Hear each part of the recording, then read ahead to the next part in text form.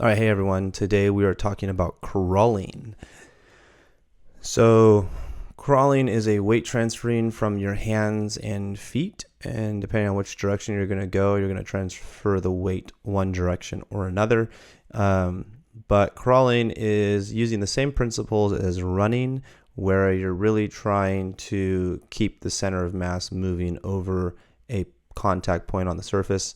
And the better you move over these contact points, the faster the crawl is going to be.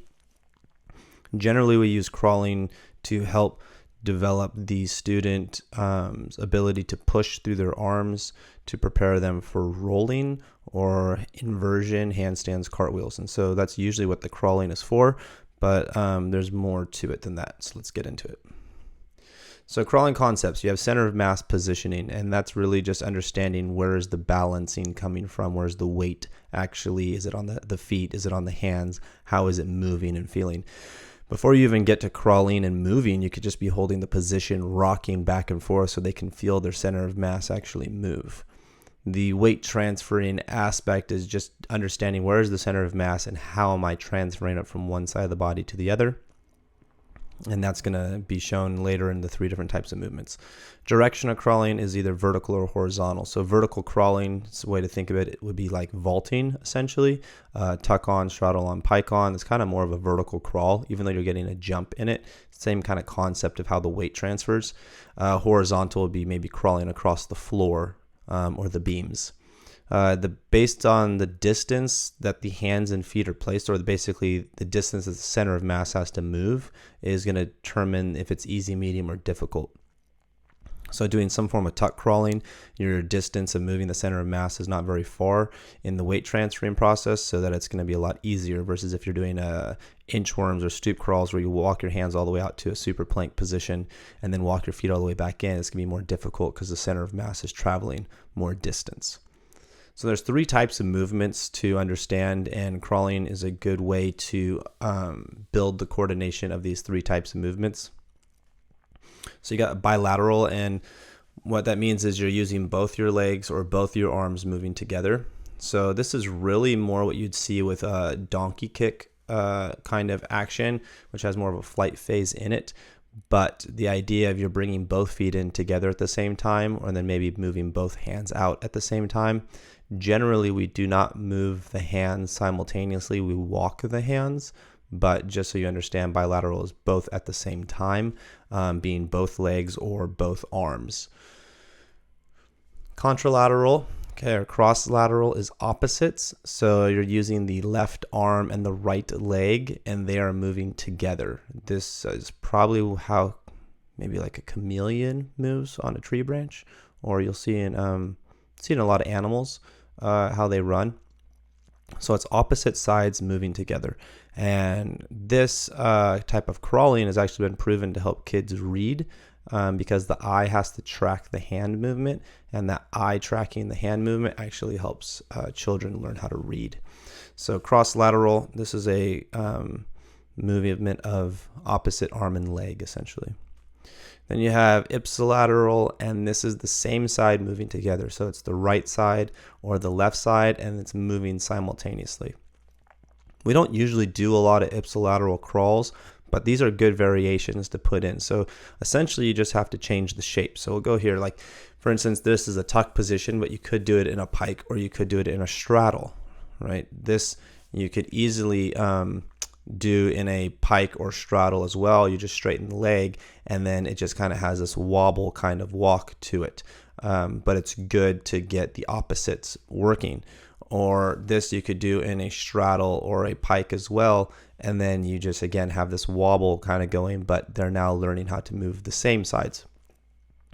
This one is very similar to actually the running movements where it's opposite arm and leg. So this is actually going to cross over and help the students later with their running coordination. So it's actually probably a really good, important movement to have. This movement is actually more along the lines of what twisting comes into play with. Flipping and twisting is using one half of your body to move together. This movement here is actually more rotational movement, front flips, back flips, because you're using either your legs or your arms to generate some form of force, angular momentum. So this is kind of your rotational movements. This is your running movements, and then this is actually more what twisting turns into be. So tuck crawl, so we're just in a tuck position, and it's just understanding you want to keep your hips really below your shoulders in a tuck crawl, and you're trying to get the compression as small as possible. The closer the feet are to the hands, the more difficult it's going to be. So just understanding how far do you want to bring the feet in. Straddle crawling, okay, feet go on either side of the hands as you're doing your straddle crawls. And then you have pike, which is also known as stoop or inchworm. Stoop position is a bar term. And so it's the closer you get your feet to your hands, the more difficult it is, but the better. The further your hands go away from your feet, also the more distance you're traveling. This is a good strength. Gets you more inverted. If you look at the shapes, this person is less inverted. Their hips are below their shoulders. Now their hips are going above their shoulders, but this one even is getting a little bit more inverted because the feet come together, so it raises the body and the center of mass a little higher. This is your crab crawl.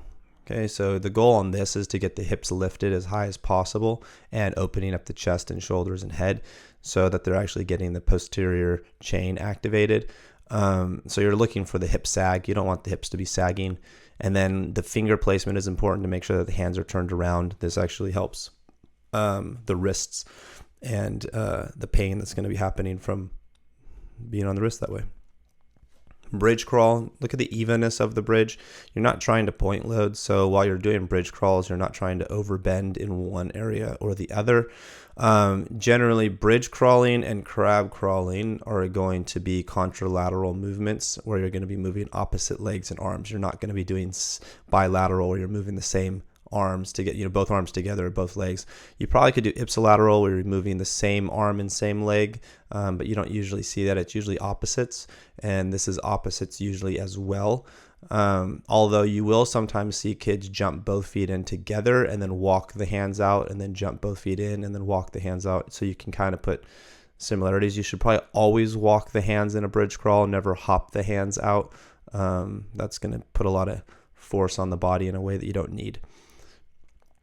So that's basically crawling, weight transferring from your hands to your feet.